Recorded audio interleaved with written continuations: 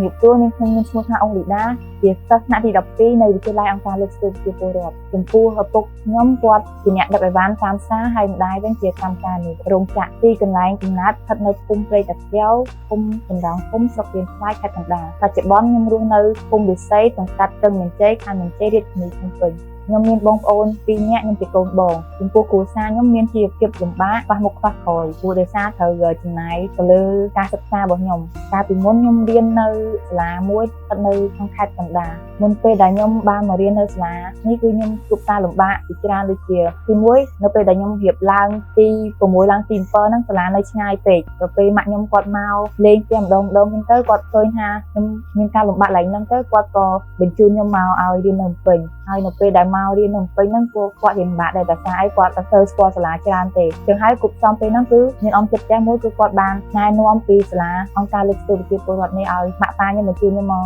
រៀននៅទីនេះកត្តាដែលធ្វើឲ្យខ្ញុំបានមកចូលរៀននៅនេះទីមួយគឺដោយសារតែខ្ញុំបានផ្លាស់មកពីស្រុកចឹងទៅអត់សូវស្គាល់សាលាច្រើនហើយណាមួយទៀតជាភាពលំបាកនៅពេលដែលខ្ញុំបានមកចូលរៀននៅសាលានេះគឺខ្ញុំទទួលបាននៅចំណេះដឹងផ្សេងៗពីលោកគ្រូអ្នកគ្រូខ្ញុំក្លាហានហ៊ានធ្វើការងារផ្សេងៗដែលគ្រូដាក់ឲ្យដូចជាការឡើងធ្វើបទបង្ហាញហើយការចូលរួមកម្មវិធីផ្សេងៗនៅក្នុងសាលាដូចជាការឡើង speaking ហើយការរៀបចំដូចជាសង្គ្រាមហើយសាលាមានបន្ទប់បណ្ណាល័យសម្រាប់ឲ្យសិស្សានុសិស្សសិក្សាស្វែងយល់ផងដែរចំពោះខ្ញុំនៅថ្ងៃអនាគតខ្ញុំចង់ថាជាគ្រូបង្រៀនហើយក៏ជាចិត្តខាងគ្រូរូបដែរពីចុងក្រោយខ្ញុំសូមអរគុណទៅដល់អាមានដែលជាហត្ថលេខាអង្គការលើកស្ទួយប្រជាពលរដ្ឋគឺគាត់បានបង្កើតសាលានេះឡើងជួយដល់ក្មេងកំព្រាខ្វះខាតឲ្យបានចូលសិក្សារៀនសូត្រគ្រប់គ្នា